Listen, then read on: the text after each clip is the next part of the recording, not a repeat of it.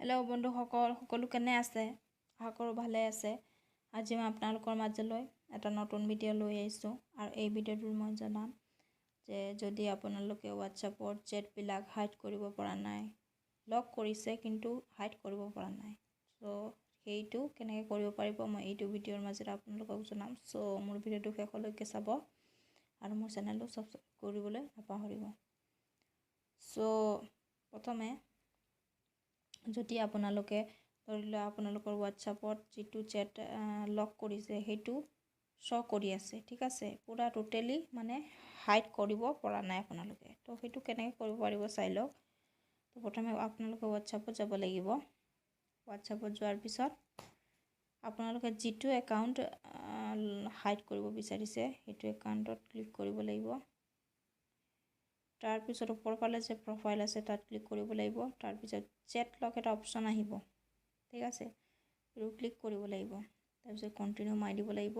তাৰপিছত ফেচ লক বা ফিংগাৰপ্ৰিণ্ট লক দিব লাগিব।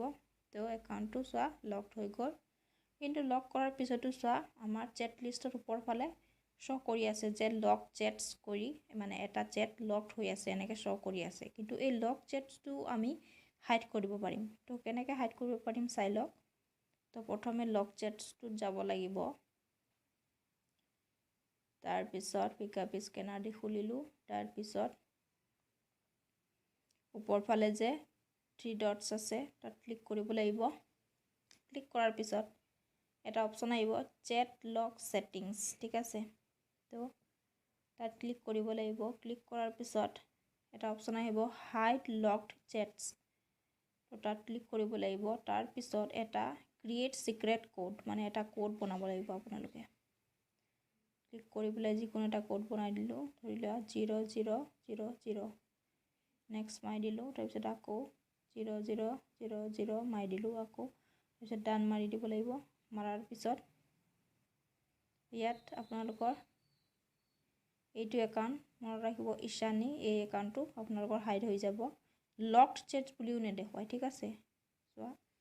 তো চেটছত চোৱা, তো কোনো এক ছেকেণ্ড, তো ইয়াত চোৱা কোনো চেটছ শ্ব'য়ে কৰা নাই, লক চেটছ বুলিও শ্ব' কৰা নাই, ঠিক আছে। তো সেই যে হাইড কৰা চেটটো আমি কেনেকৈ বিচাৰি উলিয়াম চাই লওক। তো ওপৰফালে যে চাৰ্চ লেখা আছে তাত ক্লিক কৰিব লাগিব। তাৰপিছত সেই কোডটো মাৰিব লাগিব। কোডটো কি আছিলে 0000। কোডটো মাৰাৰ পিছত চোৱা অট'মেটিকলি চেটটো আনলক হৈ গ'ল। তো ইয়াত চোৱা, ইয়াত আপোনালোকে সেই লক কৰা চেটটো পাই যাব, ঠিক আছে।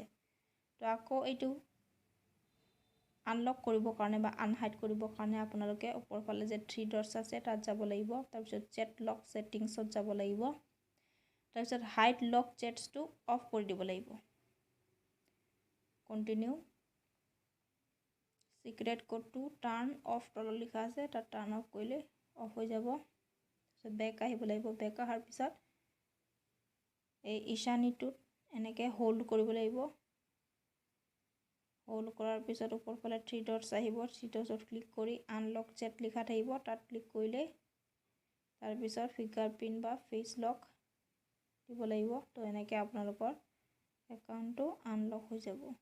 তো এনেকৈ একাউণ্টটো আনলক হৈ গ'ল, ঠিক আছে।